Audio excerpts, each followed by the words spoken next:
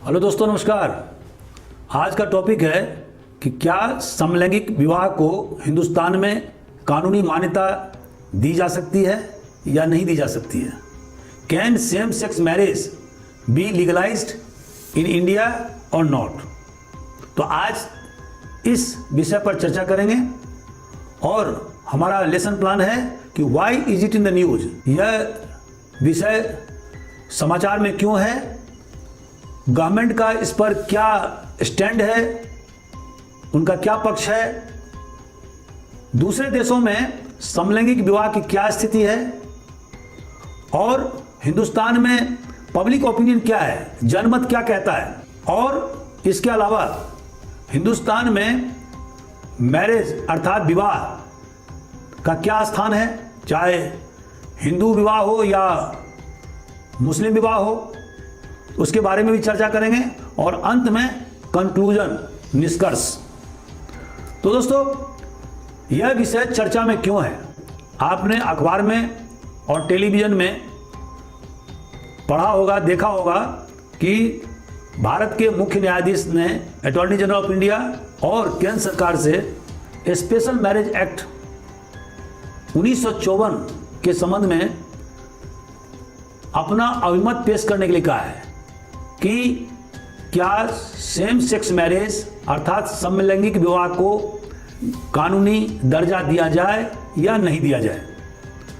दोस्तों, same sex marriage अर्थात समलैंगिक विवाह के संबंध में विभिन्न हाई कोर्ट में और सुप्रीम कोर्ट में अनेक वादियों के द्वारा, पिटिशनर्स के द्वारा अभ्यावेदन प्रस्तुत किए गए हैं। इसलिए माननीय सर्वोच्च न्यायालय ने सभी पिटीशन को अपने पास बुला लिया है और अब इस विषय पर सुप्रीम कोर्ट के द्वारा निर्णय लिया जाएगा। वादियों का कहना है कि चूंकि 2018 में नवतेज सिंह जौहर के मामले में सुप्रीम कोर्ट ने सोडोमी या होमोसेक्सुअलिटी, जिसको समलैंगिकता कहते हैं, उसको पूरी तरह से गैर आपराधिक बना दिया है, मैंने डिक्रिमिनलाइज कर दिया है। तो अब इसके बाद में अगला स्टेज यह है कि समलैंगिक विवाह को भी वह कानूनी मान्यता दे, क्योंकि अगर समलैंगिक विवाह को कानूनी मान्यता दी जाती है तो ऐसे जो कपल्स होंगे, जोड़े होंगे, उन्हें कानूनी अधिकार मिल जाएगा, सामाजिक प्रतिष्ठा भी प्राप्त हो जाएगा, वह किसी बच्चे को अडॉप्ट कर सकते हैं, उत्तराधिकार के राइट उनको मिल जाएंगे, टैक्सेशन में भी उन्हें छूट मिलेगी, सामाजिक प्रतिष्ठा मिल जाएगी, ग्रेच्युटी में भी उन्हें मदद मिलेगी, सरोगेसी कानून का भी उन्हें फायदा होगा, सक्सेशन इनहेरिटेंस के जो कानून बने हुए हैं उसका भी फायदा उन्हें मिलेगा। इसलिए पिटिशनर के द्वारा यह तर्क दिया गया है कि स्पेशल मैरिज एक्ट 1954 गैर कानूनी है, क्योंकि यह पुरुष और स्त्री में भेद करता है और सेम सेक्स मैरिज माने समलैंगिक विवाह को मान्यता नहीं देता है, जबकि जो पुरुष और स्त्री के बीच में जो शादी होती है उसको मान्यता प्रदान करता है। तो विभिन्न जो पिटिशनर्स ने पिटिशन दायर किए हैं हाई कोर्ट में और सुप्रीम कोर्ट में, उनका यह तर्क है कि स्पेशल मैरिज एक्ट के तहत विवाह को जेंडर न्यूट्रल किया जाए, पुरुष और स्त्री के बीच न केवल विवाह हो बल्कि पुरुष और पुरुष के बीच भी शादी हो सकती है, स्त्री और स्त्री के बीच में भी शादी हो सकती है, मतलब जेंडर न्यूट्रल किया जाए और जेंडर आइडेंटिटी या जेंडर ओरिएंटेशन को समाप्त किया जाए। दोस्तों, गवर्नमेंट का क्या स्टैंड है। सॉलिसिटर जनरल तुषार मेहता ने दिल्ली हाई कोर्ट में बहस करते हुए कहा था कि शादी एक पुरुष और एक महिला के बीच में ही संभव है, दो व्यक्तियों के बीच में या सेम सेक्स मैरिज समलैंगिक विवाह को ना तो कोई कानूनी मान्यता है हमारे देश में, ना किसी सिविल लॉ में इसको मान्यता दिया गया है, या जो कोडिफाइड जो स्टैट्यूटरी लॉ हैं, माने वैधानिक कानून है, उसमें भी इसे मान्यता प्राप्त नहीं है। तो अर्थात गवर्नमेंट का स्टैंड यह है कि चूंकि विवाह एक पवित्र संस्था है और उसी पर हमारा फैमिली सिस्टम मतलब पारिवारिक ढांचा टिका हुआ है, इसीलिए व्यक्ति और व्यक्ति के बीच में शादी न होकर के बायोलॉजिकल मेन और बायोलॉजिकल वीमेन के बीच में शादी होना जरूरी है, ताकि इंस्टीट्यूशन ऑफ मैरिज को अक्षुण्ण रखा जा सके। दोस्तों, अभी प्रश्न उठता है कि दूसरे देशों में क्या स्थिति है। अभी आपने अखबार में पढ़ा होगा कि अमेरिका के सीनेट ने सेम सेक्स मैरिज माने समलैंगिक विवाह को कानूनी मान्यता दे दिया है। उन्होंने कानून को पास कर दिया। हालांकि अमेरिका के सुप्रीम कोर्ट ने 2015 में ही इसको कानूनी दर्जा दे दिया था, लेकिन सीनेट ने अभी हाल में इसे कानूनी मान्यता दे दिया है। इसी तरह से कुल 32 देशों में सेम सेक्स मैरिज अर्थात समलैंगिक विवाह को कानूनी मान्यता है। लेकिन हमें यह भी नहीं भूलना चाहिए कि कुल 34 कंट्री ऐसे हैं जहां पर उन्होंने अपने संविधान में किसी प्रकार के समलैंगिक विवाह को पूरी तरह से प्रतिबंधित किया हुआ है।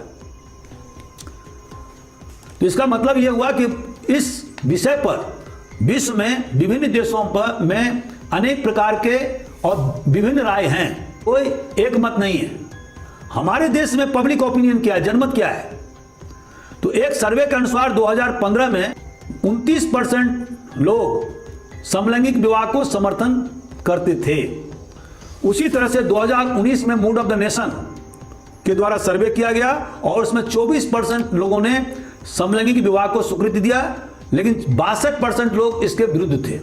इसका मतलब यह हुआ कि हमारे देश का जो बहुमत है वह समलैंगिक विवाह के पक्ष में नहीं है। दोस्तों, हमारे देश में मैरिज अर्थात शादी की क्या स्थिति है? हमारे देश में हिंदुओं में मैरिज को एक पवित्र बंधन माना गया है और हमारे पारिवारिक ढांचा का वह एक आधार स्तंभ है। उसके बिना पारिवारिक ढांचा की कल्पना नहीं की जा सकती है। हिंदुओं में मैरिज को सोशल कॉन्ट्रैक्ट नहीं माना गया है, सामाजिक समझौता नहीं माना गया है, बल्कि उसे एक सैक्रामेंट माने पवित्र बंधन माना गया है। और मैरिज का दो जो महत्वपूर्ण जो उद्देश्य बताए गए हैं वह है कि प्रोक्रिएशन ऑफ चिल्ड्रेन माने बच्चे पैदा करना, सेक्सुअल लाइफ को एंजॉय करना और साथ साथ अपने रिलीजियस ड्यूटी माने अपने धर्म को, जो एक गारस्थ व्यक्ति का जो धर्म होता है, जो पुरुषार्थ में धर्म, अर्थ, काम और मोक्ष बताया गया है, सोशल ऑब्लिगेशन के अर्थ में समझा जाएगा। तो जो भी हमारा सोशल ऑब्लिगेशन है, सामाजिक जो दायित्व है, उसको निर्वाह करने का काम शादी का है। 1955 में जो हिंदू मैरिज एक्ट कानून पास हुआ, उसमें हिंदू पत्नी डाइवोर्स या तलाक ले सकती है, लेकिन उसके पहले हिंदुओं में किसी भी विवाहित महिला को तलाक लेने का कोई अधिकार नहीं था। अभी जो 1955 का एक्ट लागू हुआ है, हिंदू मैरिज एक्ट, उसके हिसाब से दो कंडीशन को फुलफिल करना जरूरी है। पहला, गोत्र एक्सोगेमी माने समान गोत्र में एक पुरुष और महिला की शादी नहीं हो सकती है। अगर मान लीजिए मेरा गोत्र वत्स है और किसी लड़की का भी गोत्र वत्स है तो हम दोनों की शादी नहीं होगी। और दूसरा कंडीशन है कि सापिंदा एक्सोगेमी मतलब पिता के पक्ष से 5 जनरेशन और मां के पक्ष से 3 जनरेशन, इस बीच में शादी नहीं होगा। पहले पेरेंटल जनरेशन में 7 पीढ़ी 7 जनरेशन रखा गया था और मां की तरफ से 5 जनरेशन, लेकिन अभी नए कानून 1955 के मुताबिक पिता के पक्ष से 5 जनरेशन 5 पीढ़ी और मां के पक्ष से 3 पीढ़ी, इनके बीच में शादी नहीं हो सकती है। अगर ये दो कंडीशंस फुलफिल किए जाते हैं तो मैरिज को सोलमनाइज किया जा सकता है। लेकिन इसके बाद है, और खास करके दक्षिण भारत में जहां पर कि क्रॉस कजिन शादी होता है, उसको भी मान्यता दिया गया है। लेकिन मुसलमानों में क्या स्थिति है? दोस्तों, मुसलमानों में शादी एक कॉन्ट्रैक्ट है, समझौता है। और यहां पर अगर कोई वर प्रस्ताव जिसको कि इजाब बोलते हैं।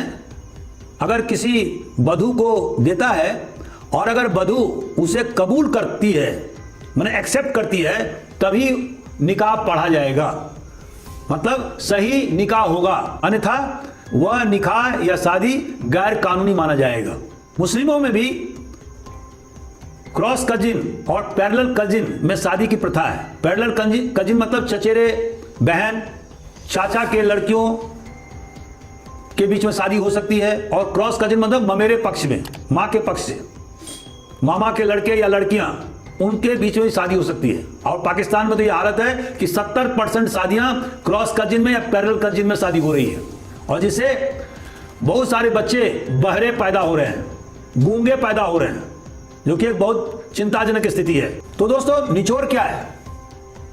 निचोड़ यह है कि हमारे देश में अगर समलैंगिक विवाह को कानूनी मान्यता दी जाती है तो इससे जो हमारा शादी का जो पवित्र संस्था है, जिस पर हमारा पारिवारिक ढांचा टिका हुआ है, वह कमजोर पड़ जाएगा। इससे विभिन्न प्रकार के संक्रामक बीमारी भी पैदा हो सकते हैं, HIV के शिकार लोग हो सकते हैं, या उनमें फ्रीक्वेंसी बढ़ सकती है। चूंकि हमारा देश अभी भी विकासशील देश है, हम विकास के पथ पर अग्रसर हैं, इसीलिए हमें विकसित देशों का नकल नहीं करना चाहिए। हमारा जो संस्कृति है, जो हमारा सोशल सिस्टम है, उसको अक्षुण्ण रखना चाहिए, और इसके साथ ही उत्तरोत्तर विकास भी करना चाहिए। तो प्रिजर्वेशन ऑफ ट्रेडिशनल वैल्यूज और development of the society on higher scale, ये दो मुद्दे साथ साथ चलने चाहिए, तभी हमारा देश अपना पहचान अक्षुण्ण रख पाएगा। तो आज का हमारा लेक्चर कैसा रहा, इस पर आप अपनी टिप अंकित करें। अगर आपको यह वीडियो अच्छा लगता है तो जरूर अपने टिप से मुझे अवगत कराएं। Thank you very much.